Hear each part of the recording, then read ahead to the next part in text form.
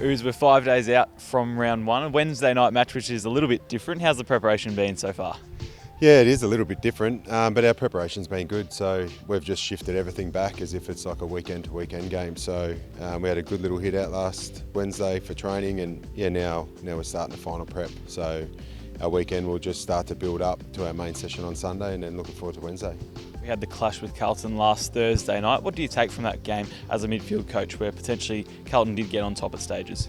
Yeah, well, it was similar to last year. Like we had one really good practice game, and then the last game leading into the finals, we had some failures in our game. So what we do take away is some really good learnings from it. So we understand as a coaching staff and a playing group that if we're not on the top of our game, it's a really tough competition. So there's good teams out there and there's good midfields out there, and we're coming up against one of the best in the comp. So yeah, we took and we learnt from the mistakes we did with our game or within our game on the weekend, and hopefully we'll just rectify that this weekend against, like I said, one of the best midfielders in the comp.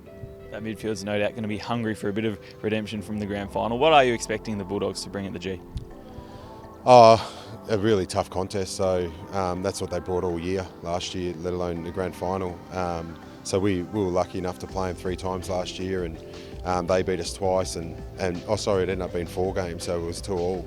So we understand. I think we understand each other's game style. So it comes down to the contest and just being really hard at the footy. So yeah, whether the result of the grand final gives them a bit more momentum or a bit more sting in their tail.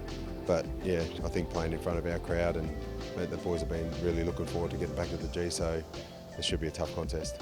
There's always talk about players having big pre-seasons. That's been a little bit about Track and Clary this year. Do you still see them improving on what they've been in recent years? Yeah, I think that's the strength of our list and our leaders. We expect obviously natural growth from our younger players, but from the moment our boys started pre-season and leading from the top, Maxi Gorn tries to improve every year. And to be fair, like Clayton and Track are awesome players, but at that age, they're at an age where they should improve every year.